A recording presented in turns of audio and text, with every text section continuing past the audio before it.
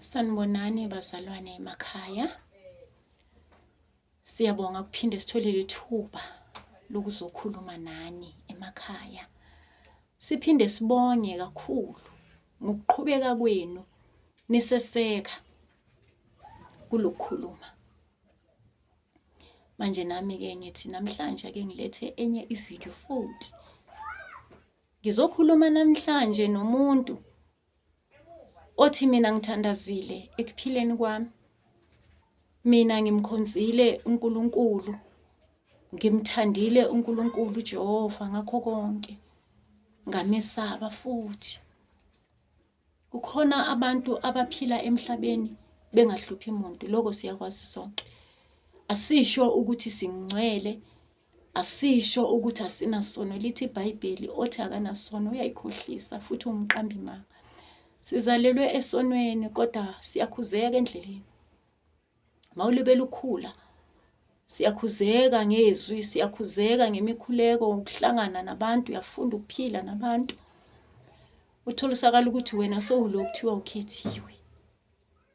Ngizokhuluma nomntana kaNkulunkulu okuthiwa yena ukhethiwe.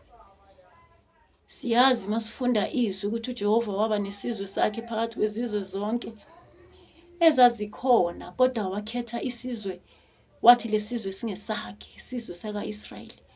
Kodwa sahamba sathwala kanzima isizwe sika-Israyeli futhi ngokungalaleli kube yisizwe esimhlubukayo uNkulunkulu. Manje ngizokhuluma nomuntu okhethiwe ukuthi mntasekhaya, ukukhethwa akusiyinto encane. Ukukhethwa kuwumthwalo okufanele ukuthi uyowuthwesa uNkulunkulu, ngoba mase ukhethiwe awusayiphileli wena, usuphilela izwi likaNkulunkulu nemithetho ekufanele ukuthi uhambe ngayo. Masisho njalo ke asithi abantu mabayophila ezulwini bephile emhlabeni. Phila emhlabeni kepha ubheke indlela ohamba ngayo. Ngikhuluma nomntwana kaNkulunkulu ohleli ekuthandazeni, ohleli enkosini, kodwa izitha azifuni ukusuka eduze kwakhe. Kodwa uthi make sahleli ngalesikhathi ethi yena uhamba kahle, uyakhuleka, wenza konke akuthunyiwe njengoba ekhethiwe, afike uSathane azomhlukumeza umoya. Kuze kuphele ngisho imikhuleko. Athi sengikhuleke ngakho konke. Ngenzile konke okulungile, ngihambile kahle phansi kwesithunywa sami. Ngathoba, ngahlala phansi ecansini ngalalela. Kodwa izitha zimile ziyangadla. Zokhuluma nomntana kaNkulunkulu sebona ukuthi imikhuleko yakhe ayisafiki ndawo. Usemile manje sekuwulwandle phambili, akusekho ukuthi uzobalekela kuphi, kodwa nalo ulwandle limile. Ngizokhuluma nomuntu osefuna ukulahla ithemba. Ngithi mntasekhaya, uma uNkulunkulu uJehova ekukhomba ngomuno ethi uyakuthuma, uthi wena uyithuluzi lakhe, uthi yena uyakhuluma ngomlomo ngezwi lakhe, bese wena uyagijima. Manje ke mawungakhathali, qhubeka njalo kubo lobo buhlungu bathwala abantu. Ngiyazi ukuthi sowukhulekile, ngiyazi ukuthi ubathwele abantwana bakaNkulunkulu, wabaletha kuye zenzeka izinto, wababeka izandla baphila, wabakhulekisa, zaguquka izinto impilo zabo, kwenzeka imangaliso ngomlomo wakho, ngokuguqa kwakho ngedolo, ngokuhamba kahle kuNkulunkulu. Kodwa wena njengoba ukwenza awukabi nesiliva negolide. Lithi izwi likaNkulunkulu isiliva negolide ezingeka Jehova, kodwa wena usahleli ebuphansini ekuthobekeni. Bayakhuphuka abantu ngemikhuleko yakho, zenzekile izinto ezinhle. Abanye baze bayathumelana bathi lalela, kukhona umuntu othandazayo endaweni ethize, kukhona inyanga ethize elapha abantu bese bayaphila. Kodwa kutholisakala ukuthi mawukuthi wena uyabhekeka, awunamali, awunasiliva, awunagolide.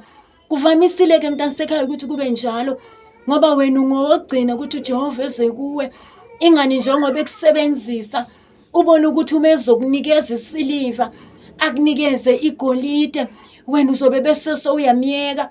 Manje ukuze wena usebenziseke kudingeka ukuthi utholakale ebuphansini, ube phansi kuNkulunkulu. Ithi noma ufika kuNkulunkulu ukwazi ukuthi yehle inyembezi, ukwazi ukubuyela kuNkulunkulu mawukhulekile, ubone ukuthi izinto kumuntu ayiguquki, ebese ubuyela ngokuthobeka kuNkulunkulu, abese uJehova yazibonakalisa ukuthi khona ngani, ngoba ukwenza lokhu ngoba edinga ukuthi wena uhlale. Lalela, ngiyazi ukuthi mina uyakhuluma nakuwe uthi baba ungishiyelani. Ngakhumbula iscripture sikaJesu esezophuma umoya esesiphambanweni, athi baba ungishiyelani, athi Eloi lama sabakathani. Nawe mthandazi, siyafika leso sikhathi. Ngiyazi ukuthi ngalesi sikhathi uhleli lapho ukuthi awusazi ukuthi uzothathana uhlanganise nani ukuze kwenzeke kuwe. Manje wena kuwe kuvuka umthandazo kuwe ukuthi baba mawungangilahli, uthi baba ngizwe nami, uthi baba yenza nakimi ngoba nami ngumntanakho. Uthi baba ungibonile ngihamba endleleni ngibathwela abantwana bakho ngemikhuleko ngayiletha kuwe ngoba wena ungithumile. Ake manje Nkosi bese kuyabonakala ubukhona bakho, ngoba baba nxa bungabonakala ubukhona bakho ngempilo yami, uma bungabonakala lakho igama lizothukeka. Manje nami Nkosi sale ungibusisa baba, ngibusise ngoba ngikwenzile ongithumile khona, ngikwenzile Nkosi. Zaqhamuka idlova zafika zazokweba la kimi, kodwa baba ngizwe nami ngingumntanakho Nkosi. Ake kubonakala ubukhona bakho kimi, ngithi mengikhulume lakho igama bese liyabonakala ukuthi wena uyahlala kimi. Baba uNkulunkulu, ngiyakwazi ukuthi mntasekhaya uyakhala lapho khona sula le nyembezi. Ngiyabazi ubuhlungu uke wahlabelela uSifiso Ncwane, wathi baba nawa amanxeba, wathi pholisa amanxeba. Manje namhlanje ake sivuke lesihlabelelo ukuthi mawapholela amanxeba, lamanxeba ukuthi wena uthe noma uthi uyabonakala phakathi kwabantwana bakaNkulunkulu ukhuleka, angazi noma emndenini wakini noma enkonzweni okuyo la wena osebenzisa khona ubukhona bukaNkulunkulu, khona bakwedelelile bathi hawu nawe kanti yazi izinto ziyenzeka bakugconile. Ngiyazi ukuthi bakudelelile ukuthandaza kwakho, ngiyazi ukuthi bakugconile, ngiyazi ukuthi bawakhulumile amagama anzima, ngiyazi ukuthi impilo ayizange zibe kahle kuwe, kodwa uthe uNkulunkulu akasoze wakushiya. Uke washo njalo encwadini yamaHebheru wathi akasoze wakuyeka. Ngikhuluma nomuntu othi Nkosi sebangihlasele, Nkosi sebengihlasele ngapha nangapha, bathi mina ngenza ngomlingo, ungekho umlingo wenza ngawe. Bakhuluma bonke amakuthandayo, wena uyakhala kuNkulunkulu uthi ngifihle Nkosi ngalesi sikhathi samanje, ngoba wena Jehova ulithemba lamathemba kimina, akasekho omunye uNkulunkulu ngaphandle kwakho. Sekwanele, uyayizwa imithwalo, uyazizwa induku ziyakushaya, kodwa naba abantwana bakaNkulunkulu nasisizwe siyeza ngasemva kwakho. Uthi wena baba sekwanele ngoba wena ubekezelile izikhathi nezikhathi. Uthi manje baba ziveze ukuze baba nabo baguquke, baba ziveze. Uke wathi uJesu Kristu bathethelele ngoba lokho abakwenzayo abakwazi, ngoba sibemkhaphele, ngoba bemkhulumelile amanga, kodwa yena uphokophelele ekuthanini bese bayathethelelwa. Yingakho ethe baba bathethelele ngoba bakwenzayo abakwazi. Ngiyazi ukuthi sekufike ekugcineni ukuthi sekwanele manje zikushayile izinduku, zikushayile izinduku. Lalela, makungabe uwe okuzokhalwa ngawe. Wathi uMathewu 18 verse 7, maye kuloyo okukhalwa ngaye. Makungabi igama lakho okusondelwa ngalo eyibanini, makungabi igama lakho okuthiwa makuyolalwa kukhalwe ngawe, ngoba uJehova khona into ayenzile. Qaphela, khona into ebizwa ngokuthi impindiselo kaJehova. kukhona into ebizwa ngokuthiwa yikhama. Wena odlalela ebantwaneni bakaNkulunkulu bethi bayakhulenga bese uyabagcona uzusho nokusho ukuthi bayathakatha. Lalela sabulaka likaNkulunkulu, ake bese uyakhuzeka ngoba bayasondela phambi kwey'bani njengoMoses owasondela kuNkulunkulu. Bese ulaka likaNkulunkulu lehlela phezu kwakho. Ayikho induku enzima njengekaJehova. Angakwenza abantu emhlabeni, kodwa kaJehova induku inzima ngoba uJehova ulaka lwakhe liyathusa. OlukaJehova ulaka luvula umhlaba bese ukora yawela. Sike sakusho lokhu emavidweni adlulile. Manje ngizosho kuwe ukuthi qaphela ukuthi umntana othunyiwe, ukhethiwe uNkulunkulu. Mawusalokela uqhubekile ngaye uthe uJehova khuzeka ngoba ulaka lakhe liyavutha. Uyosondela kuNkulunkulu athe sebuyile uJehova kuye bese nithi uyathakatha. Omunye besayabuza athi wenza ngani? Akenzi ngalutho, kepha wenza ngamadolo, wenza ngokuguqa. Ungokhethiwe kaJehova. uJehova ulibekile ugcobo lwakhe kuyena. Manje qaphela nawe. Uyawasula uyawabhandisha amanxeba uJehova. Uyazesula inyembezi. Lalela mntana sekhaya uthi wena sowuhambile wangena lana waphuma lana, wangena lana waphuma lana.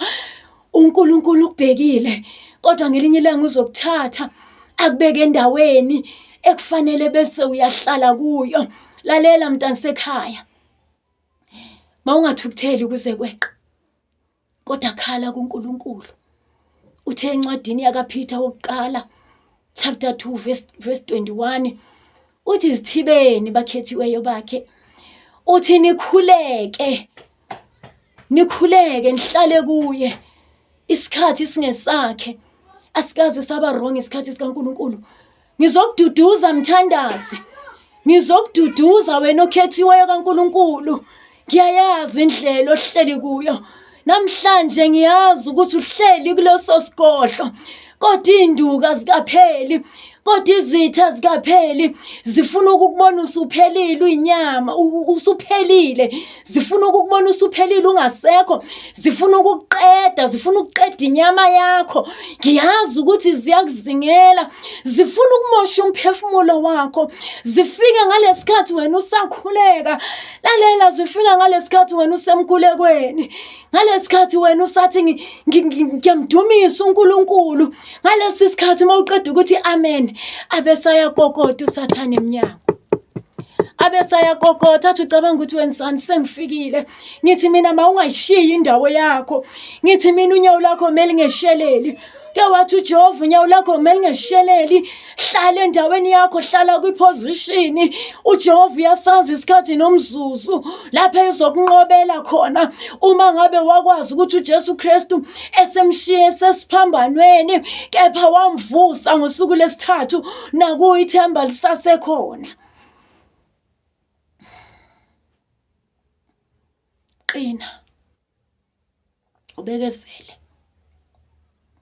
Ngicela ukuthi ngigcine la namhlanje. Inkosi ithela umusa emakhaya. Inkosi ithela umusa enhlizweni yakho. Ungadedi kuye. Amen.